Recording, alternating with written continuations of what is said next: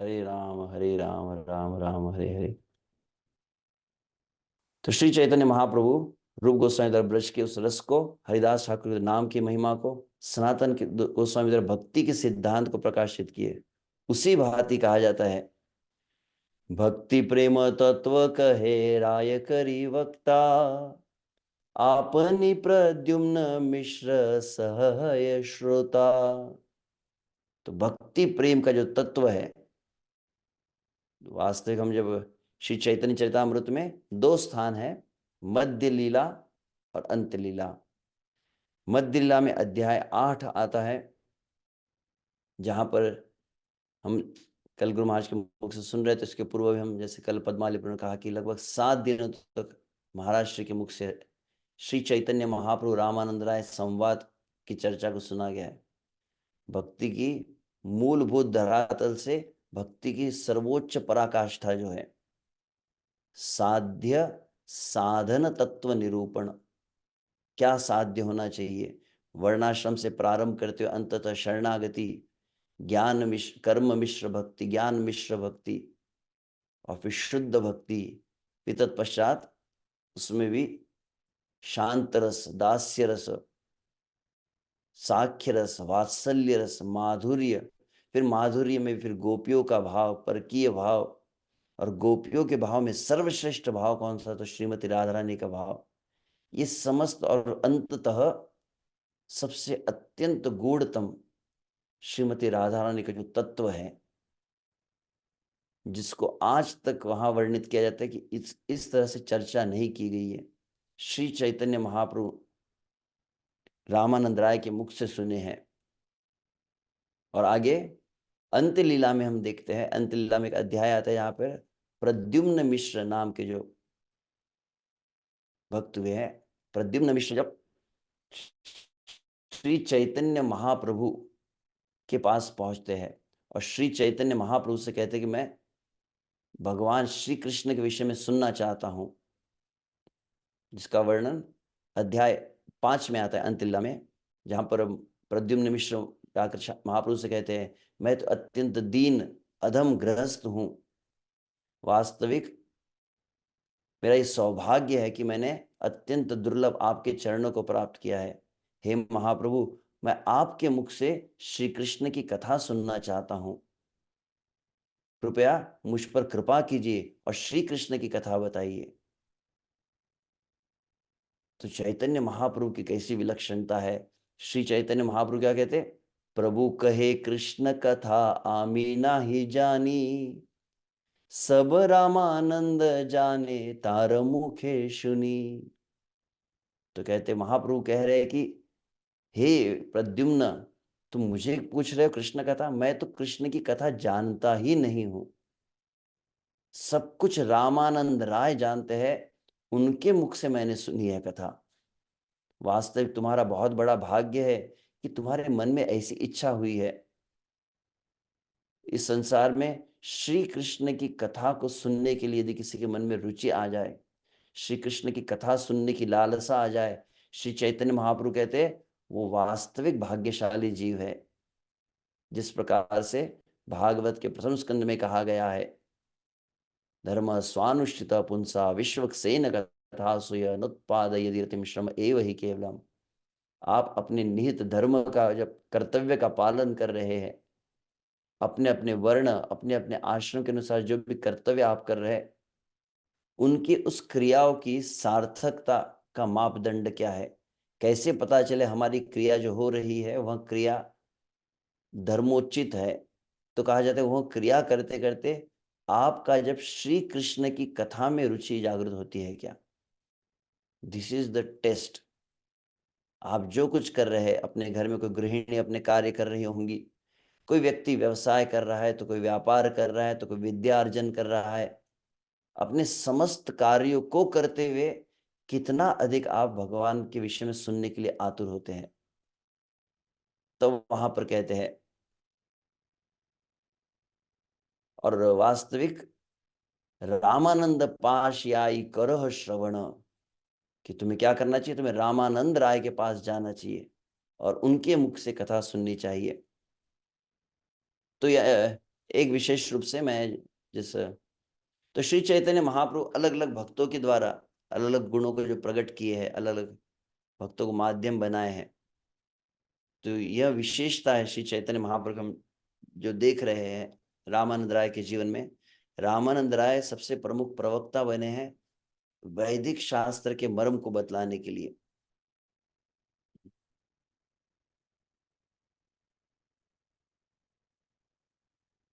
भगवत गीता में भगवान श्री कृष्ण भी जिस प्रकार से कहते, ओके जस्ट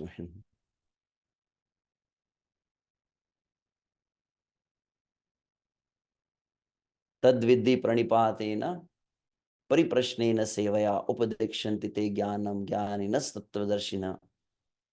अब एक विशेष बात है, यह श्लोक सभी जानते हैं और इस श्लोक में एक विशेष शब्द का उल्लेख होता है कि शिष्य में कौन से गुण होने चाहिए, क्योंकि आदर्श जो शिष्य होता है वही वास्तविक आदर्श प्रचारक बन सकता है। तो कौन सा गुण वहां पर बताया गया, तो तीन बातें बताई गई है। कब वह ज्ञान को प्राप्त करता है, कब वो ज्ञान को आत्मसात कर सकता है, तो तीन बातें बताई गई है। प्रणिपातेन, परिप्रश्नेन और सेवया। अब विशेष बात है, यहाँ पर एक शब्द आता है जिस शब्द के ऊपर कई बार प्रश्न भक्तों के द्वारा पूछा जाता है। क्या शब्द है, बोले परिप्रश्नेन, कि शिष्य ने क्या करना चाहिए, गुरु के पास जाना चाहिए। प्रथम बात है पूर्ण शरणागति, पूर्ण समर्पण होना चाहिए। प्रणिपातेन अर्थात अपने आप को पूर्णतः अज्ञ समझकर, विज्ञ समझकर न जाए, पूरी तरह से समर्पित अपने आप को हो जाए। फिर परिप्रश्नेन, तो परिप्रश्न का सर्वसाधारण अर्थ क्या है कि जिज्ञासा करनी चाहिए। अब इसमें कई बार भक्त प्रश्न पूछते, पहला प्रश्न तो होता है कि सभी जितने शिष्य होते हैं उनके लिए यह एक कॉमन इंस्ट्रक्शन है भगवान श्री कृष्ण का, उन्हें जिज्ञासा करनी चाहिए।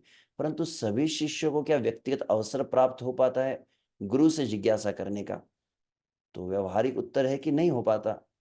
अब दूसरा प्रश्न पुनः पूछा जाता है कि कई बार हम देखेंगे जब प्रवचन के अंत में पूछा भी जाता है कि किसी को प्रश्न, किसी को जिज्ञासा, तो कुछ भक्त होते हैं जो हमेशा प्रश्न पूछते हैं और अन्य भक्त होते हैं जो प्रश्न नहीं पूछते हैं। तो क्या इसका अर्थ हुआ जो प्रश्न नहीं पूछते उनकी शिष्यता में कुछ कमी है, अभाव हो गया? पहला मैंने जो प्रकार कहा है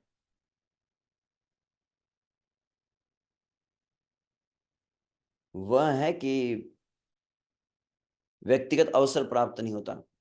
परंतु दूसरी बात यहाँ कही जा रही है कि अवसर प्राप्त भी हो जाए परंतु प्रश्न सभी को तो नहीं आते हैं। तो परिप्रश्न का और अर्थ क्या बताया, तो आचार्य तब बतलाते परिप्रश्न का अर्थ क्या होता है। तो परिप्रश्न का सबसे प्रमुख अर्थ होता है जब शिष्य क्या करता है, सदा सर्वदा अत्यंत आतुर रहता है गुरु के मुख के प्रत्येक वचन को ग्रहण करने के लिए, बहुत तत्पर रहता है जब गुरु के वचनों को सुनने के लिए वहां। तो यह सबसे प्रधान गुण बताया गया। बहुत उत्सुकता रहती है उसमें सुनने के लिए।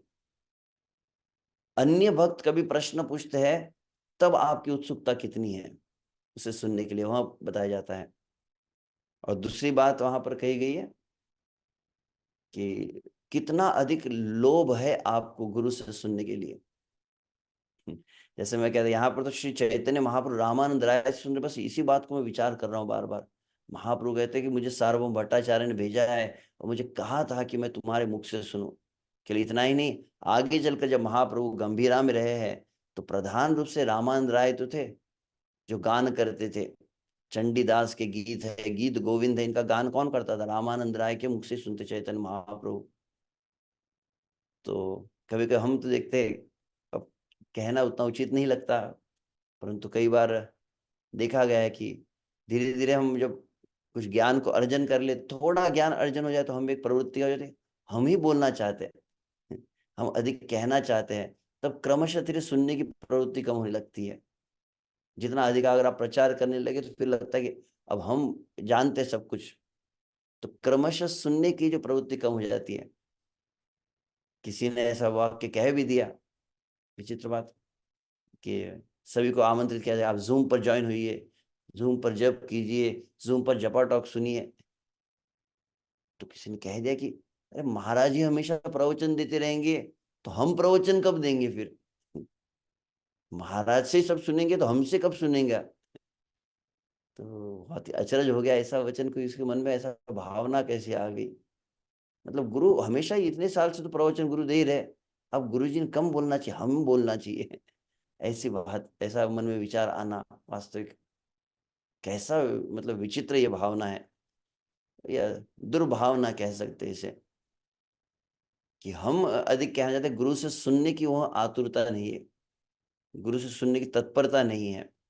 तो जिज्ञासु का प्रथम अर्थ है कि एक तो आप प्रश्न पूछे, जिज्ञासा का दूसरा अर्थ होता है ईगरनेस टू हियर, तीसरा होता है श्रद्धावान लभते ज्ञानम तत्पर संयतेन्द्रिय।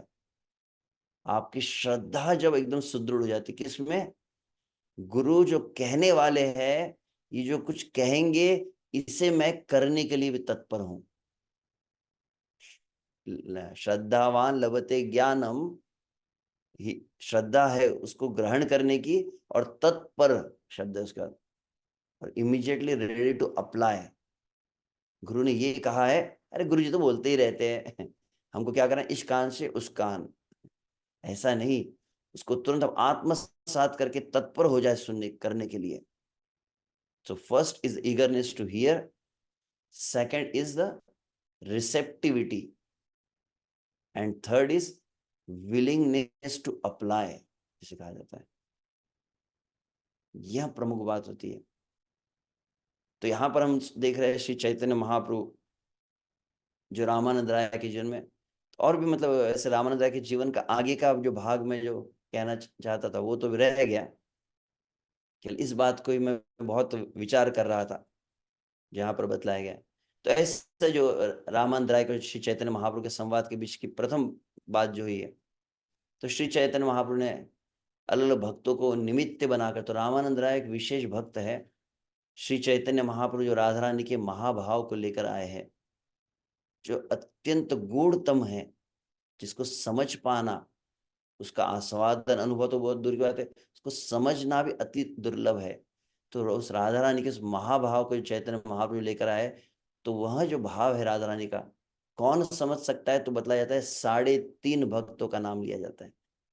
श्री चैतन्य महाप्रभु के कई परिकर है, हरिदास ठाकुर भी, अद्वैत आचार्य है, श्रीवास है, सभी कुछ है, परंतु 3.5 भक्त विशेष, सभी भक्तों में 3.5 भक्त विशेष है। कौन से, तो वह स्वरूप दामोदर, रामानंद राय, शिखी महाती, और उनकी जो बहन है माधवी।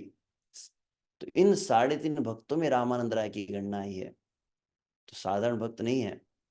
और उन रामानंद राय को फिर तो श्री चैतन्य महाप्रभु प्रद्युम्न मिश्र को वहां पर रखे कि तुम जाओ और उसके मुख से श्रवण करो, और वहां पर विस्तृत कथा है। वो कथा अपने आप में एक बहुत विशेष शिक्षा को प्रदान करती है, जिसके विषय में विचार कर रहा था अभी अभी तो समय की सीमा है।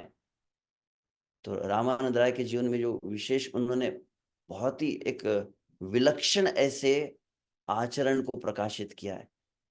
पहले तो तत्वों को बताया, बहुत ही गूढ़ तत्व जो है रस तत्व को बतलाया है, परंतु रस तत्व के साथ में उस रस का विशेष उन्होंने जो प्रकाश किया है, जो वास्तविक सुनने पर भी बड़े बड़े देव आदि भी मोहित हो जाए। मुह्यंती यत्सूरय, रामानंद राय का ऐसा व्यवहार, ऐसा आचरण कि जो बड़े बड़े देवताओं को भी मोहित कर दे। साधारण मनुष्य की तो बात ही क्या है, जिनका वास्तविक कोई अनुकरण करने का कल्पना भी नहीं कर सकता है स्वप्न में। तो रामानंद राय के ऐसे व्यवहार को जो श्री चैतन्य महाप्रभु दिखलाए, इसके द्वारा कुछ विशेष शिक्षा को भी दिए है। तो आगे कभी, तो मैं विषय से एक बात जो विचार कर रहा था, जब प्रारंभ मैंने कहा कि श्रील भक्तिदान सरस्वती कहे गौड़ी वैष्णव कौन है, वह है जो श्री चैतन्य महाप्रभु की लीलाओं को, श्री चैतन्य चरितामृत में चैतन्य भागवत लीला को वर्णन किया गया है, इनको लगभग 100 बार यदि सुनता है। 100 बार सुनने का अर्थ क्या होता है कि महाप्रभु के भक्तों की जो लीला है, एक एक प्रसंग जो यहाँ पर हम देख रहे हैं, तो एक रामानंद राय का संपूर्ण जीवन चरित्र को एक बार में सुन लेते हैं। परंतु आप विशुभ से क्या करते हैं, कई बार कुछ फोटो का आप जूम करते हैं और क्लोजअप व्यू आप देखते हैं। उसी भांति जब आचार्यों का आविर्भाव तिरोभाव होता है, एक तो प्रतिवर्ष लगभग 5 वर्ष जूम पर जब जब रामानंद राय का आविर्भाव तिरोभाव आता है तो उनकी उस लीला को तो श्रवण करते ही हम, परंतु उस लीला में भी विशेष वो भक्त जो गुण को प्रकाशित करते हैं, उन गुणों को हमको समझना अति आवश्यक है। जिस प्रकार से भागवत में कहा गया, यस्यास्ति भक्तिर भगवती अकिंचना सर्वै गुणैतस्य समासते सुरः, जिसमें अकिंचना भक्ति हो जाती है उसमें समस्त दैवी गुण प्रकाशित होते हैं। तो भक्तों के जो गुण है, वैष्णव के गुण होते हैं, दैन्यता, नम्रता, सहनशीलता, अमानित्व, दूसरों को मान देना, और फिर वैराग्य, अलग अलग जितने भक्त के गुण हैं वो भक्त के गुण वास्तविक। कई बार कई लोग प्रश्न, प्रभु जी नम्रता कैसे आएंगी, प्रभु जी सहनशीलता कैसे आएंगी? तो वास्तविक यहाँ दैवी गुण के लिए कहा गया है, समस्त दैवी गुण प्रकाशित होते। प्रकाशित होते का अर्थ है जिस प्रकार से भक्ति नित्य जीव के हृदय में विराजमान है, उसको कृत्रिम रूप से बाहर से आरोपित नहीं करना है, वैसे समस्त दैवी वैष्णव गुण भक्त के हृदय में होते हैं, उसको बाहर से नहीं।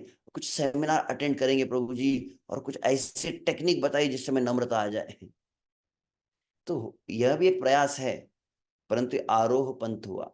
आरोह पद्धति, अवरोह पद्धति क्या है कि विशेष रूप से कैसे वैष्णव के गुणों को हम अपने जीवन में विकसित करें।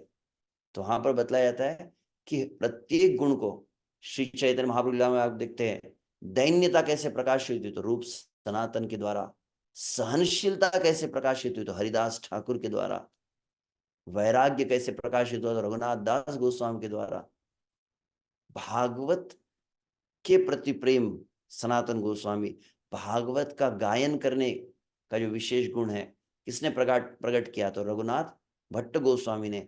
तो भगवान एक एक भक्तों के द्वारा एक विशेष विशेष गुण को प्रकाशित किए हैं। तो रामानंद राय के द्वारा भी बहुत ही उच्च जो रस है, भाव को प्रकाशित किए हैं।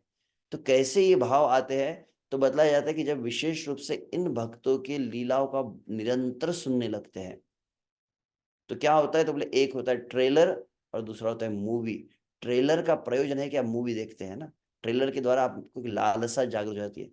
आविर्भाव तिरुभाव के समय जब हम आचार्यों के जीवनी को सुनते हैं तो लालसा क्या होती है कि उस आचार्य के जीवन को और गहराई से हम सुने और अधिक बार बार सुने।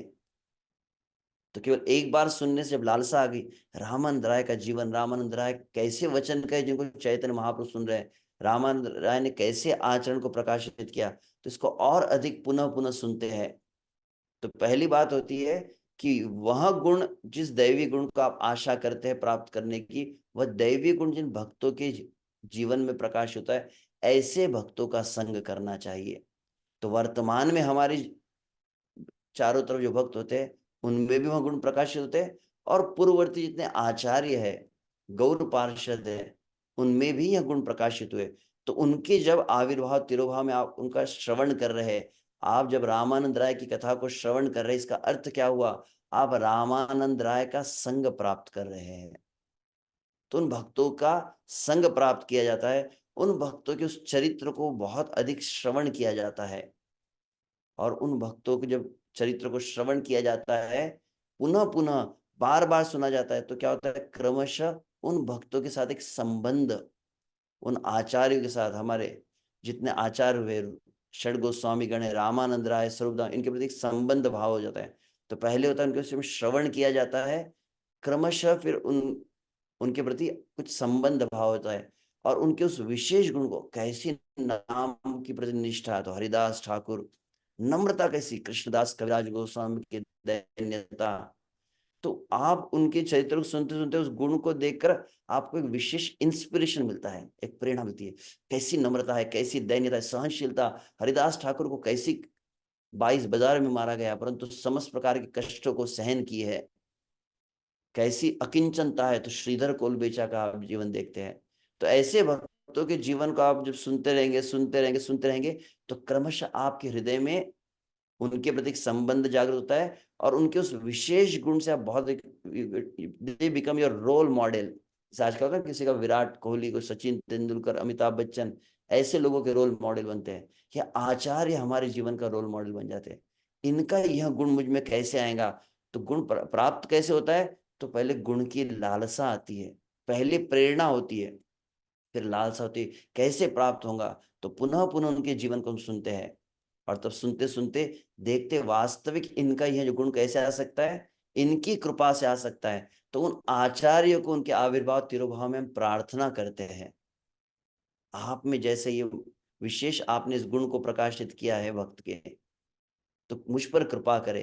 तो बतलाया जाता है कि जब उन आचार्यों के आप श्रवण करते हैं, भक्तों की उन गुणों का आप उनका संग करते हैं, उनसे सुनते हैं, और एक महत्वपूर्ण बात है, उनकी सेवा करते हैं, और तब उनसे प्रार्थना करते हैं, तब क्रमशः वही गुण, जब वे भक्त प्रसन्न हो जाते हैं, जब वो वैष्णव, जब गुरुजन प्रसन्न हो जाते, तो विशेष गुण जिससे आप प्रेरित थे उस वैष्णव के अंदर के, क्रमशः वह गुण आपके जीवन में प्रकाशित होने लगता है। यह पद्धति है वैष्णव गुण को प्रकट करने की। This is no artificial process. मैं सेमिनार अटेंड करूंगा और मैं यूट्यूब से लेक्चर्स डाउनलोड करूंगा और क्या हो जाएगा, बोले मुझ में गुण आ जाएंगे। ऐसे आ जाता तो फिर यह फिर आध्यात्मिक मार्ग कैसे रहता है। भौतिक प्रयास के द्वारा इसे प्राप्त नहीं किया जा सकता है। तो एक विशेष यह बात को मैं बहुत अधिक जब विचार कर रहा था, तो आगे कभी अवसर प्राप्त होगा तो रामानंद राय का जो यह अब एक विशेष आचरण में देख रहा था, कुछ बहुत ही जो हमारी बुद्धि के भी परे है समझना, रामानंद राय का जो व्यवहार है, तो यह हमें कौन सी शिक्षा प्रदान करता है, इसको हम कभी आगे अवसर प्राप्त हो तो सुनेंगे। हरे कृष्णा कृष्णा कृष्णा हरे हरे, हरे राम राम राम हरे हरे। तो उस समय हो चुका है, तो बहुत बहुत धन्यवाद। रामानंद राय तिरुभाव महोत्सव की जय। श्री कृष्ण चैतन्य महाप्रभु की जय। अनंत कोटि वैष्णव वृंद की जय। श्रीला प्रभुपाद की जय। निताय गौर प्रेमानंदे हरि हरि बोल। वांछा कल्पतरुभ्यश्च कृपा सिंधु एव च पतितानां पावनेभ्यो वैष्णवेभ्यो नमो नमः। अनंत कोटि वैष्णव वृंद की जय। गौर प्रेमानंदे हरि हरि बोल।